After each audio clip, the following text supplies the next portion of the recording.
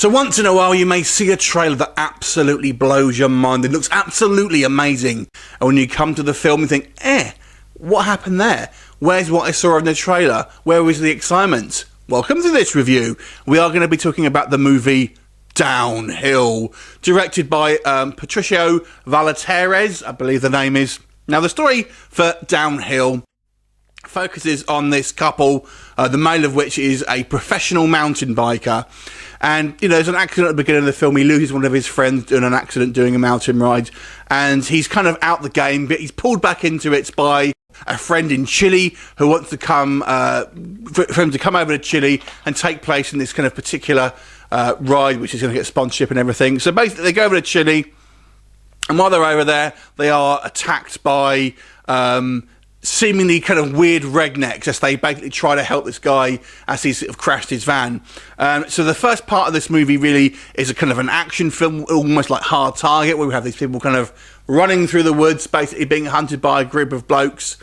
But then it turns out that there's actually some kind of something more sinister afoot, and there is a weird virus that kind of has sort of demonic origins, and we have all sorts of weird stuff going on. Satanists, monsters, viruses, puke, blood, everything is in there basically. So this really throws everything, including the kitchen sink, into this film, and what are you left with? Well, let's talk about some of the positives first of all.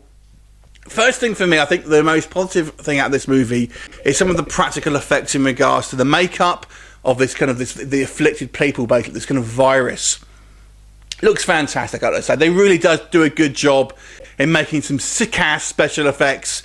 The pustules and the kind of these weird, like, tentacle things that are kind of firing out look great. I have to say, I really enjoyed the special effects. Second thing I liked, location shooting here looks fantastic. Shot in Chile, looks great. Great location shooting, gives it kind of different flavour to a lot of other films, and also some of the casting for some of the characters I felt are pretty good. I quite liked the kind of the main bad guy. I think he looks like he looks like a kind of Die Hard villain. He really looks like a villainous look to him. So I think he was really well cast. I was half expecting to see John McClane pop up and take him out, but he looks great. I have to say. A very kind of villainous looking, like the way they've done his hair and his clothes and all that. So that was really good. But I've got to say, I was very disappointed with this film for a number of reasons. The first and foremost, I don't feel this film really makes a lot of sense. It throws so much at you, and then it just doesn't really explain what the hell is going on. At the end of this film, you're left wondering, you don't really know what this kind of virus is, why it's being developed. I mean, there's a few hints, basically. Like I said, it kind of involves cultists and kind of Satanists, but we don't really know why it is. Why is there a kind of little tentacle monster? Why is they doing it? It looks like it's some kind of science experiment, but we just don't know. Nothing's really ever explained, and it's kind of just like, it seems like that'll look cool, let's do that, but we won't really kind of tie in about what the hell's going on. So that part of it I wasn't so keen on. Now, as for the visual effects in regards to the makeup, looks cool. There are a couple of cheap-looking digital visual effects, especially when there's gun firing and we kind of see some kind of like ricochets and stuff like that, all sort of done CGI. It looks really cheap, unfortunately. The acting, I've got to say, the acting is for the most part pretty bad, especially from the female lead, who massively overacts. Absolutely sticks out like a sore thumb. I mean, the acting is not fantastic across the board, admittedly, but this girl, I mean, I get the feeling she was cast because she's very glamorous looking. But there's also a second female character where there was a much better actress, but doesn't get this kind of screen time or the kind of the character development that you would probably expect. But the main girl, unfortunately, a very poor actress, unfortunately, really kind of tries to oversell the way she's kind of, the reactions and the kind of the emotions and stuff like that.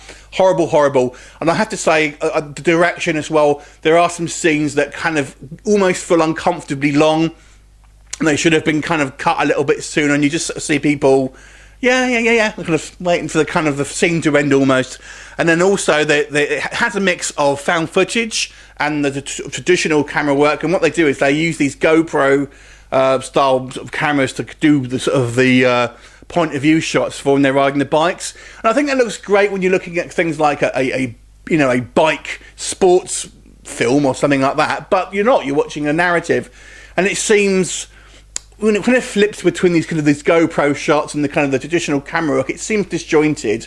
I feel you really have to sort of stick to one or another. I don't see, if you're watching this from a third person, like you like a traditional camera, and then it kind of sucks you into a first person, you're seeing through the camera from on someone's head for no real reason, then it takes you out of the movie. And it's the same if the other way around as well. If it wants to be a fan footage film, I don't like it when they kind of mix and match in these kind of styles of camera work. I feel it kind of it can't decide on what it's doing, unfortunately.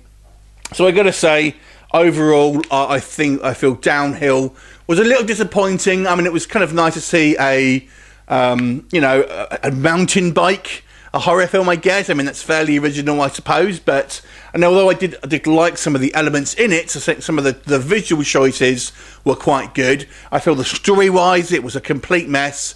The acting was pretty horrible, and the film left you genuinely unsatisfied. So overall, I'm going to give this movie a 3.5 out of 10. Have you seen it? What did you think of it? Leave me a comment, and I'll look forward to seeing you next time. Bye for now.